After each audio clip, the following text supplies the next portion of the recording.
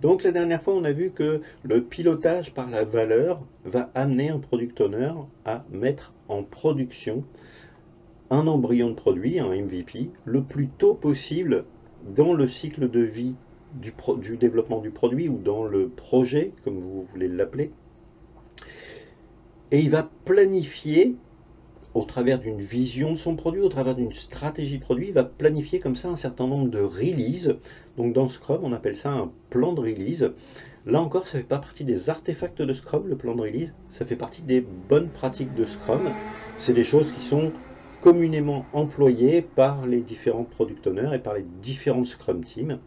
Donc un plan de release, à quoi ça correspond? Ça peut se présenter de cette manière-là.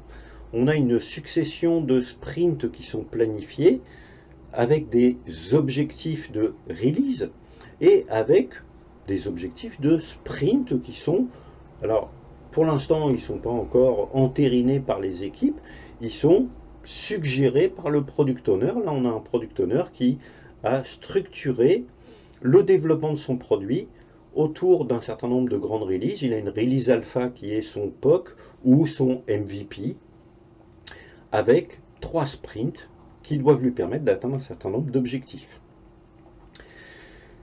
Et puis ensuite, il cherche à atteindre un certain nombre d'objectifs qui sont des objectifs hérités, qui sont des objectifs secondaires de son produit, qui lui permettent d'atteindre l'objectif du produit. Donc là, il a posé des objectifs sur des releases. Objectifs qui ne sont pas forcément encore sur un modèle SMART, hein, ils ne sont pas chiffrés, ils ne sont pas mesurables. Minimiser l'effort de recherche d'informations, là, c'est pas tellement mesuré.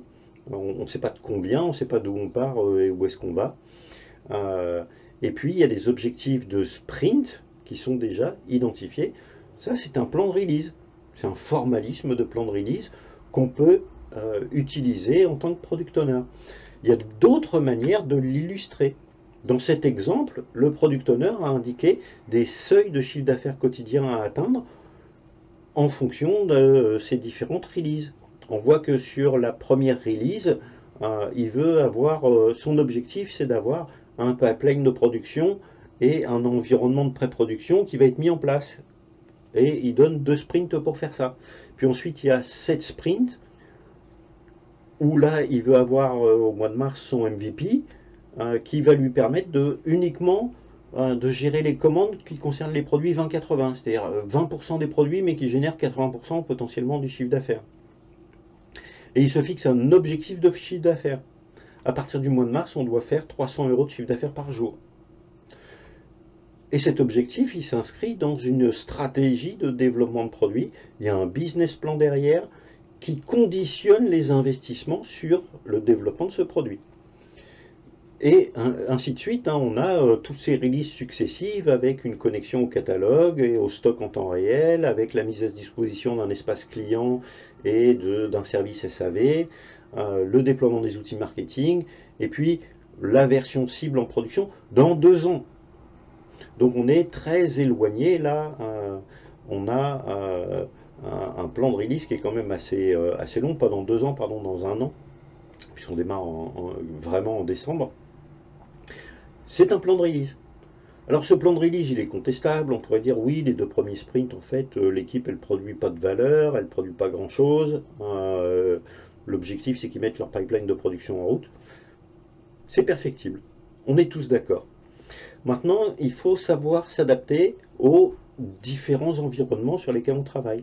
Un product owner qui est certifié, qui a des années d'expérience derrière lui, il va arriver, premier sprint, il veut que l'équipe délivre de la valeur. Ben, toutes les équipes ne sont pas en capacité de faire ça. Toutes les équipes ne sont pas déjà agiles. Donc le product owner, dans son plan de release, attention, il va devoir prendre en compte la maturité des équipes et des organisations avec lesquelles il travaille. On ne fait pas toujours parfaitement de l'agilité en tant que product owner. Parfois, il faut concilier un certain nombre d'événements ou de contraintes externes. Donc le plan de release, c'est un outil de management visuel, ça doit servir à ça. Un plan de release, ça doit être clair et ça doit permettre d'accéder rapidement à de l'information. C'est vraiment le but du plan de release, c'est ça, hein. Si le plan de release, je dois passer un quart d'heure à l'expliquer avant qu'on comprenne, il faut que je révise ma copie. C'est un outil d'aide à la décision, c'est un outil qui aide le product owner à faire le point en cours d'itération sur où est-ce qu'on en est, où est-ce qu'on va, où est-ce qu'on avait prévu d'aller, et par rapport au bilan là factuel que l'on peut faire, est-ce qu'on garde le même cap ou est-ce qu'il faut s'adapter, est-ce qu'il faut pivoter? Ça permet de comprendre parfaitement la situation, ça permet de faciliter la prise de décision, et ça doit donner du sens au travail collectif. Je comprends bien que pour l'instant, on ne va générer que 300 € de chiffre d'affaires, mais ce n'est pas ma cible finale.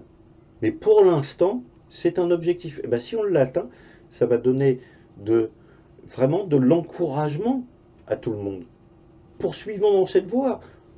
On est bien. Donc, c'est la traduction de la vision stratégique du PO qui va illustrer la manière dont il va organiser son backlog de produits. C'est le plan de release, c'est vraiment juste un outil qui permet au PO de clarifier la manière dont il organise son backlog de produits. Ça donne de la cohérence, ça soutient la vision du product owner. C'est une bonne pratique de Scrum.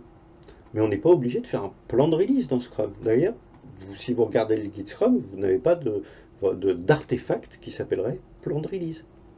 C'est vraiment une très bonne manière de pratiquer. Je recommande vivement à tous les product owners de s'appuyer sur un plan de release pour pouvoir illustrer leur stratégie et faire le lien entre cette vision stratégique et le backlog de produits. Ça clarifie la vision qu'on peut avoir du backlog de produits et ça évite de rentrer dans des longs discours quand on a un plan de release. Voilà, la prochaine fois, on va aborder vraiment la gestion du backlog de produits dont on a déjà parlé, mais là, on va rentrer dans le détail opérationnel de concrètement comment on crée, comment on alimente le backlog de produits.